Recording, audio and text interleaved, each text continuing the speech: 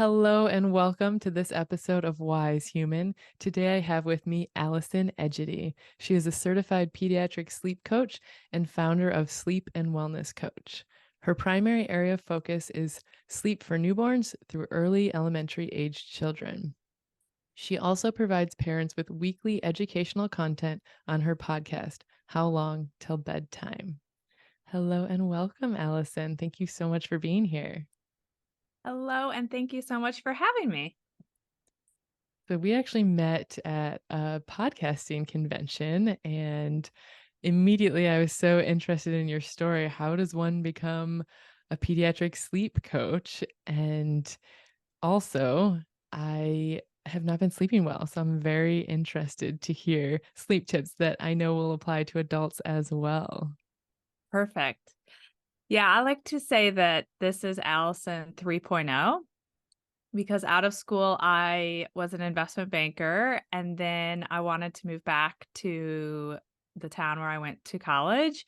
And so I had to shift careers and I went into higher ed fundraising. So I was a major and principal gift fundraiser and led a fundraising team at the University of Virginia. And during that time, I had my first daughter. And for any of your listeners who are parents, I think they will understand my feeling that I would describe becoming a parent as very humbling. And as someone who's an organizer and a planner, I definitely read the books, including a book on sleep, and I felt sure that I had this in the bag, and I could not have been more wrong. So my older daughter did not sleep well, and she really veered off course from the book in the first 6 to 8 weeks. So by the time I went back to work at 12 weeks, we were not in a good place, and it only went downhill from there. I did have another child, 18 months later, and that combining the lack of sleep with my then postpartum anxiety struggles, that whole period nearly broke me. And ultimately, I stumbled upon a sleep coach. I didn't even know there were sleep coaches. I stumbled on one upon one on Facebook because a friend of mine was commenting on her page, and I don't even think I went to her website. I literally was so tired. I thought, if this person can help me in any way, shape, or form, I am in, sold. So I bought a package and then I was a little resistant to the process because she wanted me to make a lot of changes. But once I really gave in to committing to her recommendations, 11 days later, we fixed this problem that had been plaguing us for 2 years. And the shift in my mental health and in my daughter's wellness after we all got sleep really fueled a little bit of an obsession with wanting to understand sleep. So I had gone back to my daughter's pediatrician and I asked her why it was that I had come in there, who knows how many times, asking for help with sleep, and they had not been able to really help me. And she said it's because pediatricians aren't trained in sleep. So typically, a pediatrician may get about 3 hours of training during medical school on sleep. And so she said, for the vast majority of pediatricians, not all of them, but you asking your child's pediatrician for sleep advice is a little bit like asking the mom at the park. And that did not sit well with me in the sense that I think parents need more help. And you said you're struggling with your sleep. It's hard to have good sleep habits, and I think our generation, it was not a focus. It was we're kind of the sleep when you're dead group, and there's been such a shift, but when we don't have people trained to help parents or to help adults get better sleep, then we all suffer. So, I read a lot of research on sleep because I worked at a university and I had access to the research in the library. And I ultimately got certified as a sleep coach. It kind of started as a side hustle, if you will. My friends and family would ask me for help, and then they started to refer people to me. So it was kind of a night and weekend fun hobby. And then it grew and grew. And ultimately, ended up having what felt like two full time jobs plus two kids. So I eventually decided to focus on one and became a full-time sleep coach. And you talk a little bit about how that vastly changed your mental health and your daughter's wellness. Could you share more about that? Like what actually shifted for you and then what changes you saw in your daughter as well? Absolutely. So for me, I was struggling with undiagnosed postpartum anxiety. And I actually, in hindsight, and I think this happens for a lot of women. In fact, I know it happens for a lot of women. I started to struggle with anxiety during my pregnancy. And I have this very distinct memory of being at a visit with the OBGYN during my pregnancy, and I started to ask him about Lyme disease. So ticks and Lyme disease is very prevalent in our area, and I had not always lived here. Where I grew up, it was not really a thing, and I'd become really fixated on it, that convinced I was gonna get Lyme disease even though I had never found a tick on me, and then obsessed with what would happen to my baby if I got Lyme disease while I was pregnant. So, I don't recall exactly what all I was asking him, but what I remember is he started laughing and he said, "Have you ever been professionally treated for anxiety?" And I said, "No." And then that was it. Like, he and my husband kinda laughed, and then no one said anything else, and I felt like, "Oh gosh, I'm like the nutty woman in here, and everyone's laughing at me."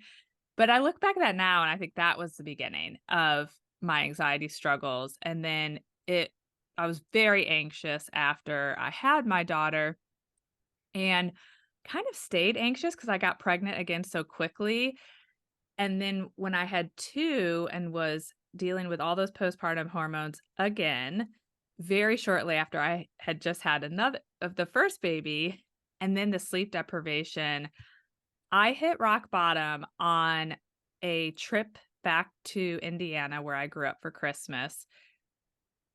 And I remember my daughter, we had gotten one to sleep. It was Christmas Day. It had been a rough few days. We got one to sleep. My younger one is sleeping better than my older one at the time. She was sleeping, and we had just gotten my older daughter down to sleep. And we're sitting at the Christmas dinner table, and we start to hear her cry. And my husband jumped up to go take care of her. And I remember my dad saying, "Are you okay? Because you don't seem like yourself, and we're really worried about you." And it felt so nice for someone to acknowledge that I was not myself and that this was not who I am. And I just remember telling him, "No, I'm so tired. I am just not well."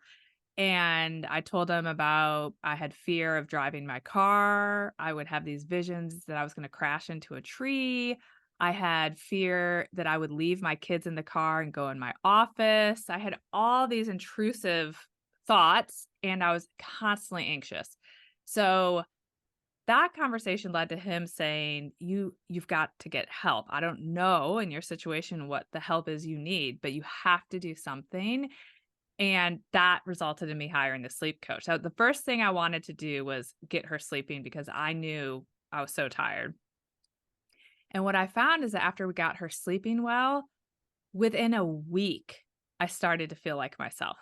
So I started to feel like I could function well at work. I was doing well at that job. Those people had no clue. But I started to feel like, "Oh, I'm the normal high performer I am." I started to feel like I was a good mom. I was not losing my patience. At that point, my daughter was 18 months old. We could talk about a little bit about her behavior when she had lack of sleep, but I was losing my patience with her. So the transformation was pretty quick for me within about a week. And then over a handful of weeks, I really started to feel better. And that's when I could look back and realize what a bad place I had been in. I think it's hard sometimes when you're in that bad place to even realize how bad it is. So I, at that point, realized I had been incredibly anxious all the time and that sleep deprivation was like fuel on that postpartum anxiety fire. So that is kind of how it affected me. And then for my daughter, 18 months is a kind of a tricky age anyway, that 18 months to 2 years old. They're not really talking a whole lot and they have very strong opinions. But she was really struggling with impulse control and emotional regulation. So she is a Spitfire, but being overtired kind of brought out some very challenging behavior for her, and she was always sick. So she went to daycare and she caught every single bug you could imagine. I felt like she was sick every other week. And so what I noticed when her sleep improved was she had noticeably more impulse control, like the hitting that's very normal for that age group, but the hitting reduced significantly. Her emotional regulation was so much better. She wasn't freaking out when we changed her diaper anymore. She could kind of take things in stride, and she got sick so much less. So for her, it was just as big of an improvement as it was for me. So it was really kind of a game changer for our family. Yeah, I can imagine, and not just for you two, but everybody in your lives. Absolutely. So, what are some of the tips and tricks to help sleep better? Pediatrics, adults, I'm sure there's some crossover. Absolutely. So I think there are a couple things that really, I'll touch on some areas that I think overlap with young children and adults because it's amazingly similar. I think the biggest thing is to find your ideal bedtime. So we all have kind of an ideal rhythm that sets our circadian rhythm up for success. And many people have read about it, I'm sure, where they'll say go to bed at the same time every night and wake up at the same time in the morning. That's ideal for really anyone. But I think beyond that, it's important to figure out, well, what does that look like for your body? So, for example, for me, going to bed between 9:30 and 10 sets me up to be able to sleep well and to not wake up at 4 a.m. with my brain racing and struggling to go back to sleep. When I stay up past about 10 o'clock, I get a second wind. So I did it the other night. I was working on a volunteer project and I stayed up till midnight, went to bed. Lo and behold, I was back up at 3, thinking, "Oh my gosh, why am I up? I've only been asleep for 3 hours," and I get into my own head, and so went to bed late and had a terrible night of sleep. So it's about finding your ideal bedtime for your circadian rhythm. And the same thing for our kids. Theirs are much earlier, so until children go through puberty, they need noticeably more sleep than the average adult, and that natural pull and drive to sleep is gonna be much, much earlier. So for really little kids, it's like 7 o'clock. For early elementary, it's 7 to 8, and then when kids head into puberty, it starts to shift a little bit. So I think that really surprises parents to learn how much sleep their children could actually be getting. My 9-year-old can go to bed at 7:30 and sleep till 6:45. So kids need a lot of sleep. Adults should be getting at least 7 hours, but nailing down that bedtime is really, really important. I'd love to hear kind of what has been a struggle for you. Yeah, well, inconsistency, I think, would be part of it, not going to bed at the same time or, feeling tired and being like, it's so early, I'm not going to go lay down yet. And when I probably maybe should just go lay down at that time. I think stress is a factor as well, Yeah. definitely. And Yeah. And then stress. Oh, go oh, ahead. I was just gonna say I'm extra sensitive to like sounds and lights as well. So that makes a difference for me. Like a dark room, no lights, not any sound, like that makes a huge difference as well. Absolutely. So, the stress aspect, I think, is challenging because it's a little bit like getting on the hamster wheel. So you're stressed. It gets hard to sleep because you're stressed. And then the less sleep you get, the more stressed you are. And you're just on and on and on. And so breaking that cycle is really important. And I try to, if I get out of rhythm for more than 3 days or so, I have to really intentionally reset. So for me, that might look like making sure that I set myself up in that, I'd say 30, ideally an hour, but it's usually the 30 minutes before bedtime. So it's making sure I've turned off all the screens. I'm not looking at the phone. I am, in good pajamas and I'm in my bed, like I said, kind of 9:30-ish. I know, by the way, that early bedtime, I'll go to bed as early as 8:30 if I'm in a bad place. So don't resist that. And Um, that's when I was tired last night, and I was like, "No, 9. I'm gonna wait till 9." No, I tell parents all the time, you can go to bed at 8:30 and you'll probably be shocked. If you're really feeling tired, your body could probably give you a good long stretch by going to bed. And the worst case scenario is then fine, you get up early the next day and you start your day and you have a super productive early morning. Um, so I will set myself up in those typical ways we hear about. But the other thing that can really help for me, and I help a lot of parents with this too, once they get their kids sleeping and they say, well, now I can't sleep because their bad sleep has thrown off my rhythm, is to try meditation or bedtime yoga. So I, for years, did this bedtime yoga routine I had found on YouTube, and I was maybe 30 to 40 minutes. It's kind of long, but it was so relaxing. I would get fully ready to bed for bed in my pajamas, hair down, and do this yoga routine. And I don't even do yoga typically.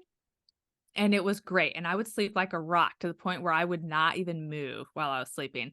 Now I'm a little bit more into meditation. So if I'm in a rut, I'd be more likely to do a guided bedtime meditation to settle my brain a little bit. But I think whatever your jam is to help your nervous system slow down is going to help people fall asleep and sleep more soundly. So that's one of the bigger things I think is to figure out what your tool is to get out of the rut. And then don't do anything damaging like bringing the phone into your bed, which frankly I think is very hard to do. I always feel like I need my mom here to take away my phone or something. Yep. But putting that phone away, reading a book, Mhm. really doing things to set you up for success is important for that. Yeah, I like journaling and reading before bed. I actually did a meditation last night, but then it gets tricky with doing the meditation because it's on my phone and then my phone's in my room Oh, yeah. versus I like to leave it outside of my room with the alarm on so that like I have to get up if I am Oh, asleep that's a that good long. trick. Yeah, So you have to get out of bed to turn off the alarm? and like leave my room. Yeah. Oh, that's good. Mhm. I like But that I was in trick. a really good flow and, like, I was actually waking up before my alarm and just getting up and, like, doing my morning routine, but just this last, like, week, it's been, um, I yeah, it's not happening, which is It perfect timing, right, that we happen to schedule this call right now. well, also, it could be because the days are getting shorter, Mm. Mhm. and I have found that when the days get shorter, I'm more likely to sleep in a bit longer in the morning. Whereas during the summer, 5:30, I'm kind of up and at 'em. And even for me lately, it's like, "Oh my gosh, it's 6:20." So some of that could be driven by the end of summer. Interesting. Do you think that we need more sleep in the winter? Are we supposed to sort of hibernate? No, No. despite Okay. popular belief. I think the bigger thing is we need as much sleep in the summer as we do in the winter. So you ideally wanna get at least 7 hours. I definitely know adults who can easily get 8 hours. Not all adults are gonna be able to do that, in my opinion, but the research is pretty clear that 7 hours, there's significant benefit to mental health, anxiety reduction, memory, consolidating memories and retaining things that you've learned, to strengthening your immune system. It helps with how your body processes sugar. So, getting 7 hours or more reduces your chance of getting type 2 diabetes. So, there's a lot of research around these 7 hours. So, I think where people get hung up sometimes is in the summer when they're staying up later, they may naturally be waking earlier. And then some people in general, I think, just struggle to get 7 hours of sleep to prioritize that for themselves. I know for a lot of parents, they'll say, the evening's my alone time. And so they stay up too late because they're trying to refill their own cup with alone time. So Mhm. I usually tell people try to go to bed earlier and think about rising before your kids. So if you can go to bed, get those 7 hours, maybe you can get up early and journal. So when my kids were really little, I used to get up about 30 minutes before them, drink a cup of coffee, journal, get into a good headspace before I had to take on the day. But I think that's a struggle for a lot of people is looking for that alone time in the evening. So, circling back to something you said earlier about finding your natural bedtime, how does one do that? It's a little bit of experimentation. Now you can wear devices. So there are a lot of popular devices now. The Aura Ring, I think, is huge. I wore for a long time, and I think I'm about to do it for another reset, the Whoop, which you wear around your wrist. So for me, I think I already knew this, so I don't think you need a device, but I was tracking the quality of my sleep, and it became very clear that the quality of my sleep was much higher when I would go to bed before 10. There are other factors, of course. Another one that really played into the quality of my sleep was how recently I had eaten before bedtime. So I really was doing best if I had had at least 2.5 hours since I ate before I went to bed. So it was kind of a combo of things, not eating too close to bedtime, going to bed in that 9:30 to 10 window. Um, and so if you're not wearing a device that's literally going to tell you these things after it tracks your sleep for a month or so, then I think it's about experimenting a little bit. Most adults, I think, are going to find that sweet spot in 9:30 to 10. There are some unique people who are night owls, and they really will do better going to bed later and sleeping in later. So they're outliers, but a lot of people are going to bed way past 10 o'clock. The big red flag would be, do you wake up frequently during the night and do you struggle to go back to sleep if you wake up? If someone tells me that's their struggle, I always say, move that bedtime earlier and see if you notice a difference.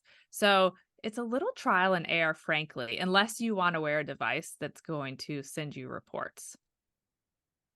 Why does going to bed later cause you to wake up in the middle of the Great night? question. So if your body is overtired, then sometimes it struggles to fall into a high quality sleep. So it's very counterintuitive, and parents really struggle with this too. So I get tons of preschoolers that come to me and they're going to bed between 9 and 10 o'clock. And when I tell those parents, we're going to back that bedtime back up to 7, they are floored and they'll say, but my kid already wakes at 5 a.m. And if we do that, they're going to be up at 1. And it's like, no, because your child is so overtired that they don't fall into as high a quality sleep. Their brain stays in a more active state and they're more likely to wake up. So, a good example that I think most people have probably experienced is you're tired from, say, an insanely active day, or you've been traveling and that activity or that travel gets you home late. But you're so tired and you're thinking, I just cannot wait to hit that mattress and get a great night of sleep. You may fall asleep no problem, but then you wake up and it's like, oh my gosh, how am I awake right now? I was so tired. And that's just being overtired. Sometimes when you're overtired, it's hard for the body to settle. So, the benefit of going to bed earlier is your body has not been up as many hours since you last slept. You're a little less fried, and it just allows your body to fall into a higher quality sleep and your brain to kind of shut down. obviously meditation, yoga, it can help with all that too. So that's why I'll tell people if you travel and you're up late or you know you're up late, try doing a meditation before you go to bed just to help everything shut down and get to a more relaxed place. So it's about finding that time that allows your body to fall into that high quality sleep that is linked to your ideal circadian rhythm. So when you're in alignment with your ideal circadian rhythm, you're going to sleep more soundly.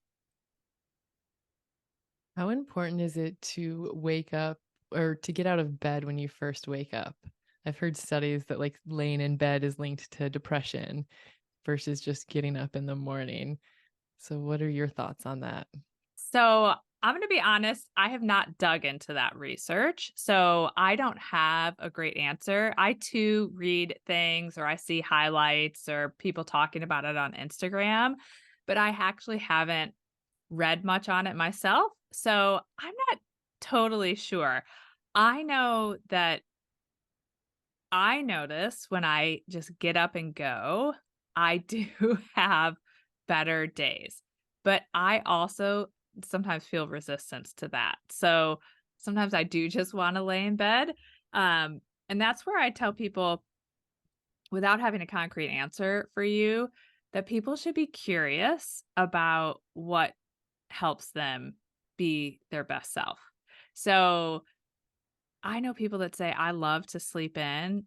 I don't, frankly. If I sleep in, I'm going to feel kind of hungover from sleeping in for the rest of the day. So, in theory, I like to sleep in. It doesn't really serve me well. But I know people who say they feel great when they sleep in. So, I just generally think we need to be curious about what makes us tick. So, being curious, figuring out what it is, and then holding ourselves accountable to it. I think that's the bigger struggle. That's my struggle in the morning. Sometimes I just want to lay in bed, but I always have a better day when I just get up. So that could just be me, or maybe the research you're mentioning is onto something. Yeah. I definitely have a better day as well if I get up right when my body wakes up. And it's the best when it's before an alarm even goes off. But sometimes I do have resistance. I'm like, I just want to lay here. And I think part of that's tied to being a teenager and like having to get out of bed for school when I was probably not going to bed at the right time and exhausted and just didn't want to get up. So it's like my adult rebellion. I can stay in bed if I want to, but my days go so much better when I do wake up. Totally. And I love your trick of the alarm outside the door. And speaking of alarms, I use an alarm when my husband's out of town because I want to make sure that I don't sleep too late to get my kids lunches made and out the door. And actually, I sleep better when I have the alarm set because it gives me that peace of mind. And I'm not kind of on edge, like, oh, what time is it? But generally speaking, I don't use an alarm. And I do feel confident that my husband or I will wake up on time. And we do, inevitably. Um, but I like to tell people, particularly as it relates to kids, but this is actually true for adults as well. If you're consistently having to use an alarm, you're not getting enough sleep. Your child is not getting enough sleep. So, we really want to be able to fall asleep, get that right amount of sleep, and wake up naturally. That is going to set you up to feel the best in the morning and to get the most restorative sleep. So it's kind of disruptive when your sleep cycle gets interrupted in the middle. And so when people are having to always set an alarm, to me, that's a red flag that they could probably benefit from more sleep. I think it's fine to use alarms as a backup if it's like, oh, well, I have to make sure that I'm up, but you don't want to always be caught by it. And it sounds like you've kind of experienced that you feel noticeably better. I had an alarm set this morning because my husband was out of town for 6 o'clock. And I told my girls I was so happy because I woke up at 5:57. And I looked at the phone, I was like, yes, because I finished that sleep cycle. The alarm didn't go off. I'd much rather just get out of bed than have to get up because the alarm went off. So that's the best when that Yeah. happens. It's so disruptive and like jarring to the system to be pulled potentially out of REM sleep when your alarm goes off.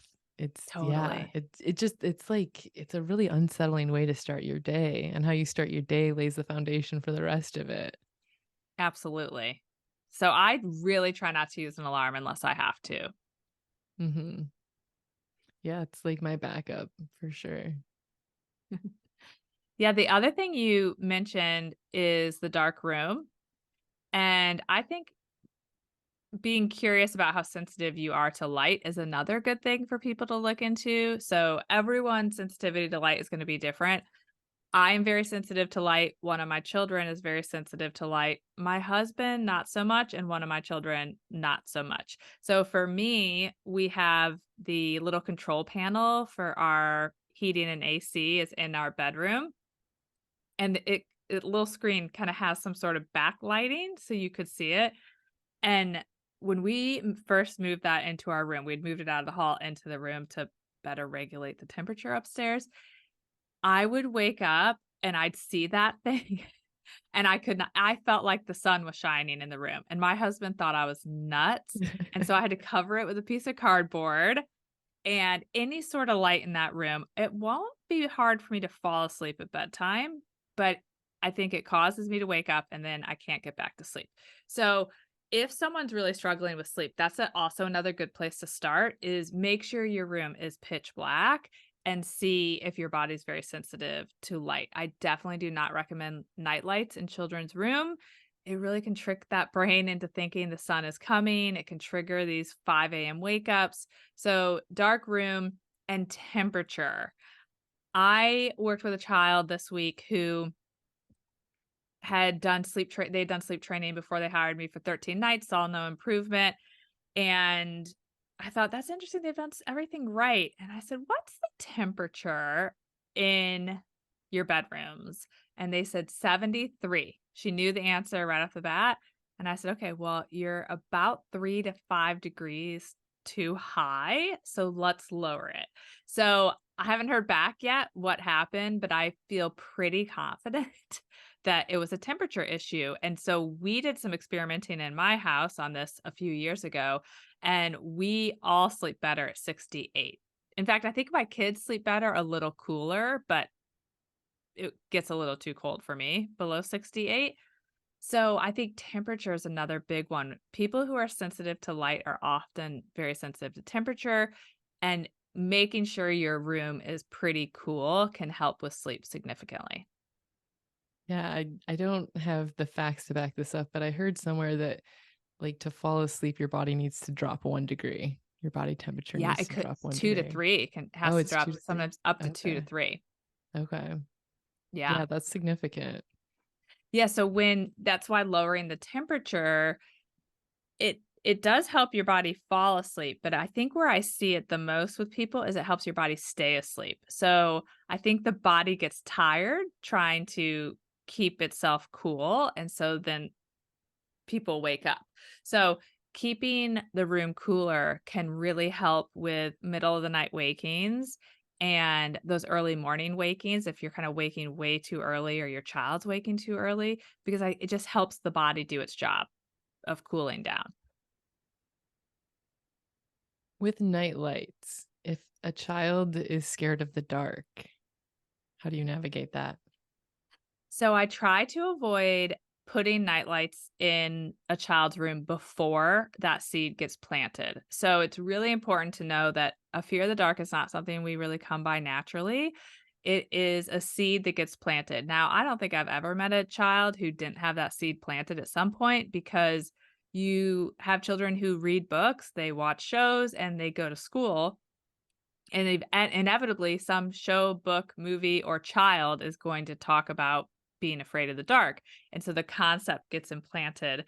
And then if they already have a nightlight in their room when that seed gets planted, that's very affirming to the concept that they should be afraid of the dark. It's like, wow, that's why I have a nightlight because the dark is scary. And it's kind of hard to talk them off that ledge. If they come home and they don't have a nightlight and they say, "Little Susie at school told me that she's scared of the dark, and then the teacher read a book about being scared of the dark," which happened at my daughter's preschool. Um, and now I'm scared of the dark. And you can say, "Well, that's so sad for little Susie that she's scared of the dark because we love the dark in this house. You sleep in the dark, mom sleeps in the dark, we all sleep in the dark, and we get so much great sleep. Gosh, I hope little Susie learns to love the dark so she can get great sleep." They don't really have a reason not to believe you when they don't have data that would make them question it.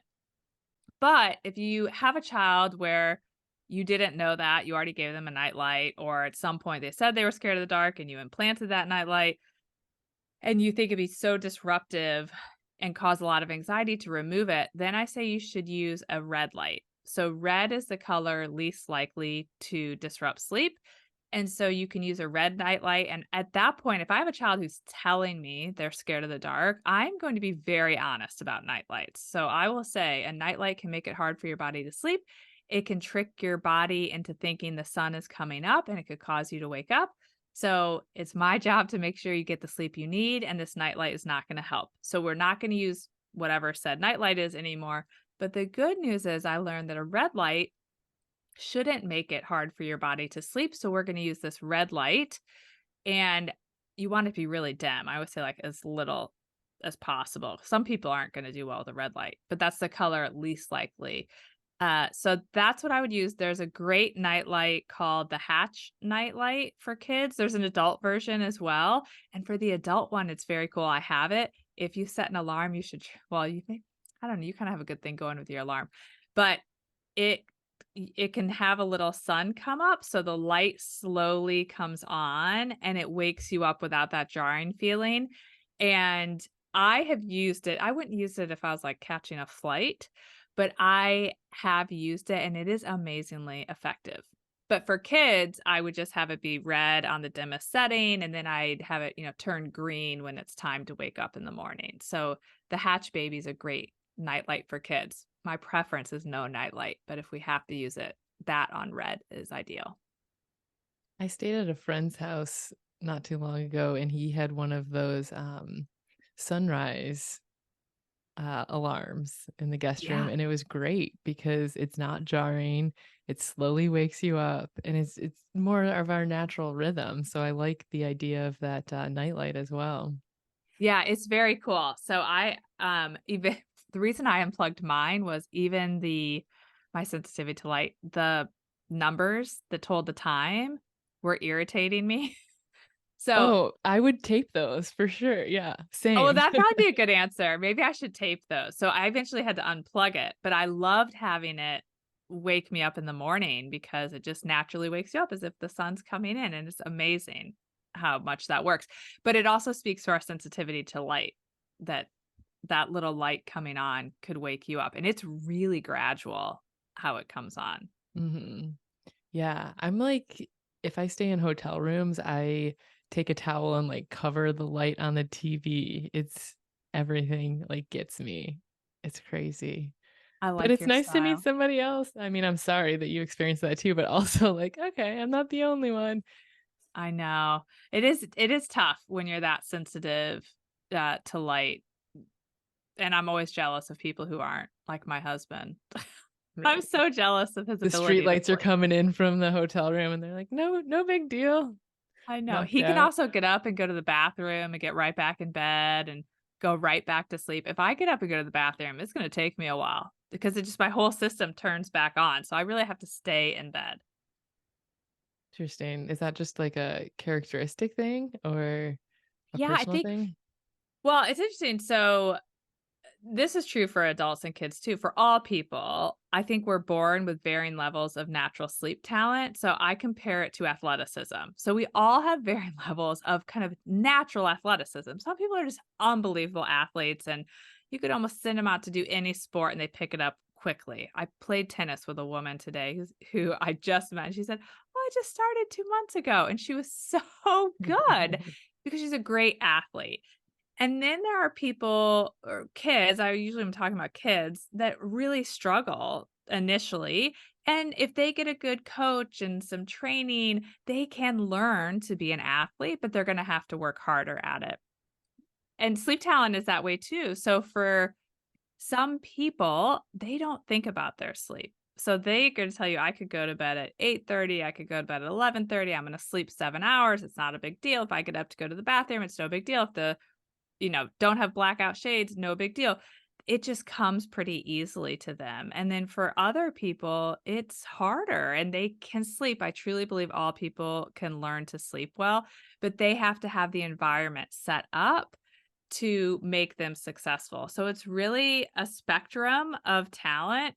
Some people it's super easy, some people it's super hard, and then there's everything in between. So, in that sense, I always say for our kids, we want to understand where they fall on the spectrum. One of my kids, sleep comes pretty easily. The other, she's really sensitive and she has to have all of her ducks in a row to sleep well. Same thing for me, and I don't have any research to back this up, but with the thousands of babies and kids I've worked with, and now I've been at this for 7 years, so a lot of these kids, I've really been with them since they're newborn into elementary school, and I do tend to kind of see now that I think people who are generally more sensitive people sometimes are more sensitive in all these things that touch on sleep. So I see it with my own daughter. I see it with myself. So I have no I research mean, to I back I that would up. second that with myself. I'm sensitive. So, yeah, Yeah. And so I it just think makes sense. you're just generally a more sensitive person than all these inputs that could make it hard to sleep can affect us more greatly. So for me, just getting up out of bed, I think my body's like, oh, great. Oh, we're up. We should my body just turns on and off we go.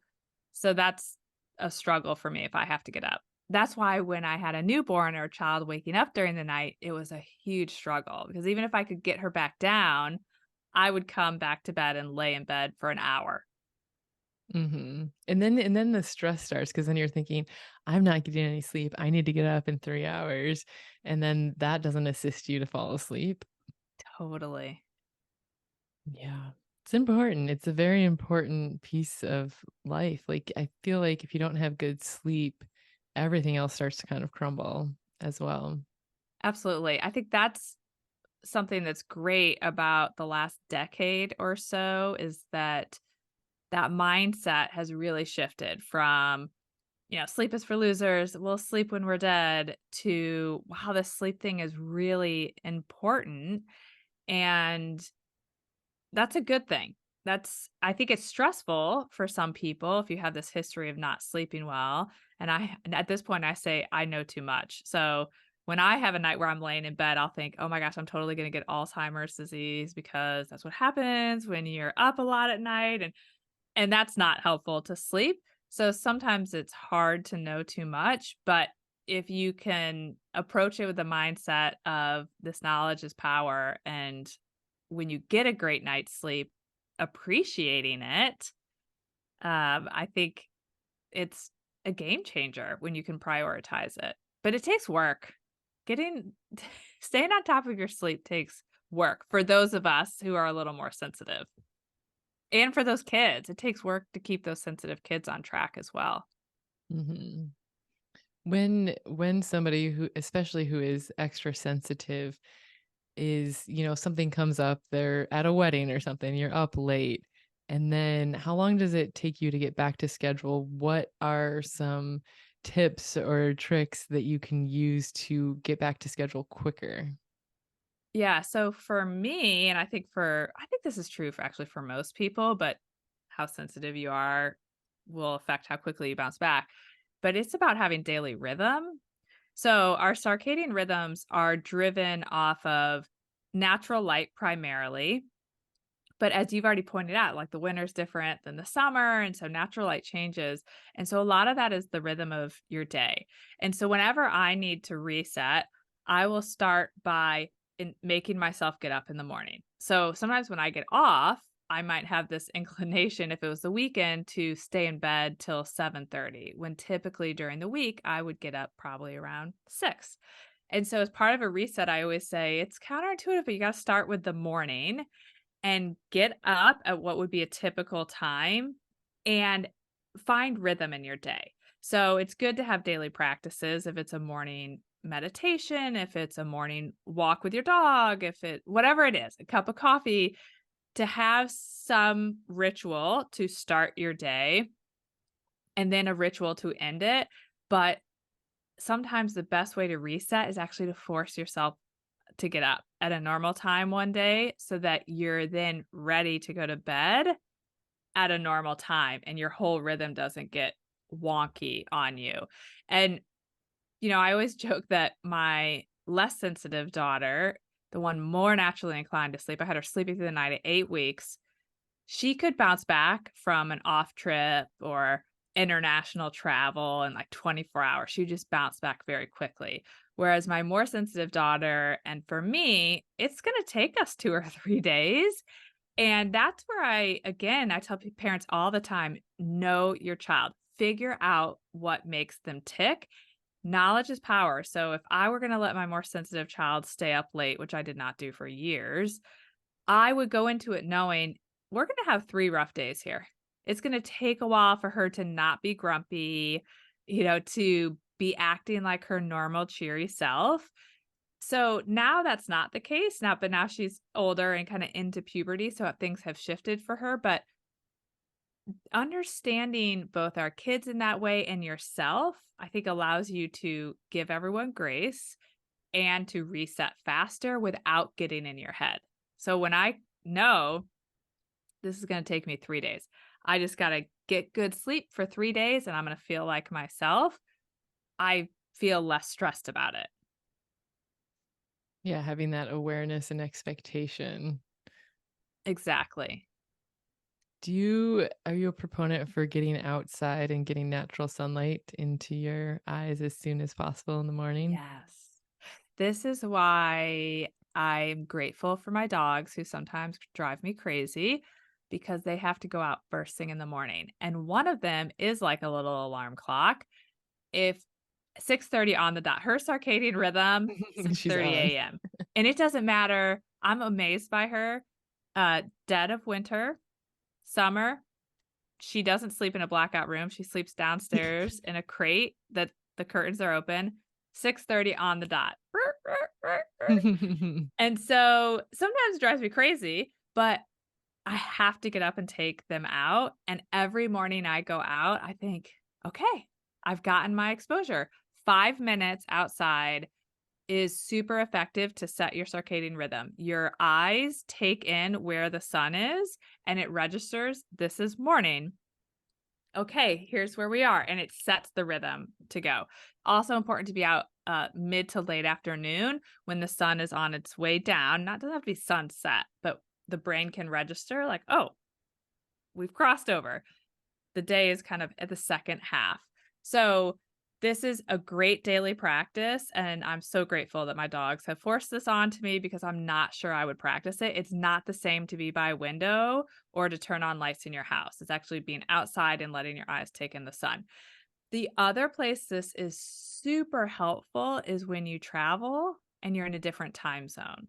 So I help families travel internationally a lot. And I say the key is force yourself to get up, depending which way you're going, but force yourself to get up and get outside. If you're at a hotel, go outside. You just be outside for a few minutes, let your brain register what's happening and move forward. So it's really, really helpful with travel, but it's a good daily practice. So for me, when the days are getting shorter here, now it's kind of dark when I take my dogs out. I don't think the sun is, I don't know, maybe my brain's registering it's coming, but I don't see it.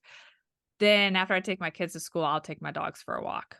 So I will try to get back out while the sun is still pretty low in the sky, and I definitely think that helps my sleep when I get outside because sometimes in the winter, I don't like to walk the dogs because I hate the cold, and my husband will walk them for me, and I notice a difference with my sleep when I don't get out to walk the dogs. What is the best sleep advice you've ever been given? I would say going to bed earlier, actually.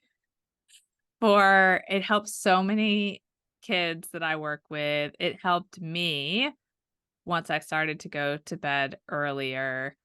So I would say the 2 pieces of advice that were most game changing for me was going to bed earlier and lowering the temperature. which were two things that were a little counterintuitive because I'm generally always cold. So that wasn't something I jumped to do, but I actually got pushed over the edge when we lost our power one winter and it went down to 65 and we all slept amazing. So that really convinced me. So I think those are two good pieces of advice that were helpful to me personally. Before we get into our final questions, is there anything else you feel to share? I would just say to think about how you want to prioritize sleep in your life, in your children's life. Just be intentional about sleep and then try to do that without getting too stressed about it. So that's easier said than done for many of us, including me. But being intentional, make it a priority in your life. It's going to help you in every way, I like to think. And then accepting the fact that every night's not going to be perfect and that that's okay. Our bodies are amazing and they can recover and get back into alignment. So I just acknowledge that, like, oh wow, that was a really rough night of sleep. I'm okay. I will do some things to set myself up to sleep better tonight. So I think prioritizing it but not getting too in your head would be my big final takeaway for people. One more question before final questions. Yeah. Naps. What do you think about naps? Obviously, for kids, they're important, but for adults as well. Naps are very hot topic. They're kind of making a comeback, I think, of people recommending them. So I think people need to test that out. So there is some research that supports the power nap of the 20-minute nap. I feel crummy when I do that. So I'm better off doing kind of a meditation that's geared towards energy and that kind of thought process, or actually doing some breathing exercises. And so I'm torn on naps for adults. And since it's not my area of focus, I haven't read a ton of research on it, but I have seen some people talking more about the benefits of napping for adults. I think you have to experiment with it. But what I would say is your most important sleep is your night sleep. So you never want to get too lopsided where it's like, oh my gosh, I took this crazy long nap. So then I'm up really late and letting naps make it so you aren't getting as much restorative, high quality sleep. I would much prefer that someone gets 7 hours of night sleep with no nap than getting consistently less than 7 hours with a nap. I think it's fine to use a nap to catch up, after you've traveled or do something, but you don't wanna fall into that rut. Mhm. My father has been in that rut for years, where The he takes his nap retiree. and then he's up late and then he doesn't get enough sleep. It drives me crazy. You're like, listen to me, dad. I know this. I know, when your loved ones won't take your advice. Sometimes it has to come from some other source before it really sinks in. So true. What do you wish more people knew about you? Oh, that's a fun question. I don't know if it's that I wish more people knew it. I say it a lot. Well, I say it a lot to my sleep audience, but I'm a very curious person. So that led to this business. I got really curious about children's sleep and I just read and read.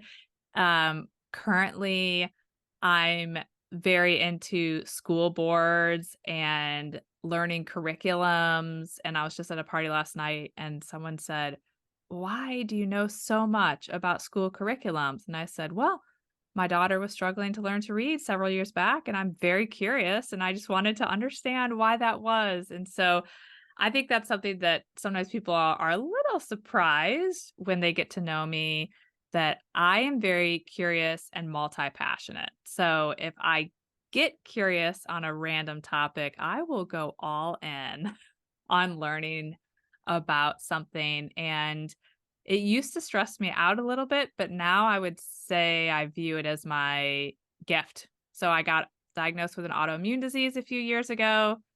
The doctor told me, just take these drugs, don't think about it another day. I did not take that advice. I got super curious. I learned all these things. I ended up with a functional doctor. I changed my diet and I started to feel a million times better. So I think I'm a curious person. What's your current mantra? Lately, I was just saying this the other day. I spilled a huge cup of coffee at the eye doctor's office, and it didn't send me into a panic, but I felt terrible. It was on their carpet. They were super nice about it. And I found myself feeling all like, ooh. And my current mantra is I'm okay. So when I feel stressed about something happening with my kids, the traffic, spilling the coffee, um, I think I just like to remind myself I'm okay. If you could tell everybody in the world one thing, what would it be?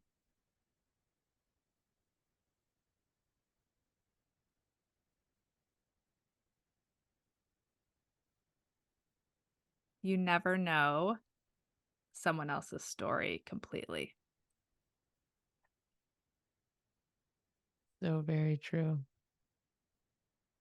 If people want to get in contact with you or work with you, could you share a little bit about what you do and how they could get in touch with you? Absolutely. So my primary focus is supporting families who have a child from newborn age through early elementary. And you can find me at sleepandwellnesscoach.com or on Instagram at sleep and wellness coach. And you can also check out my podcast, How Long Till Bedtime, where I provide sleep advice on a variety of ages, but also just different experts around providing parents with solutions in all the areas. Excellent. Yes. And those will all be linked in the show notes. Definitely, I encourage you to check out her podcast. I've listened to it, it's very valuable. And I don't even have kids. Thank you so much, Allison, for taking the time to sit down with me and share with my audience all of your knowledge and wisdom around sleep. I'm definitely Well, going to bed early tonight. thank you so much for having me. And yes, I hope your sleep gets back on track in no time. If you enjoyed this episode or found value in it, I invite you to leave a 5-star review, or share with a friend. And be sure to subscribe so you don't miss future episodes.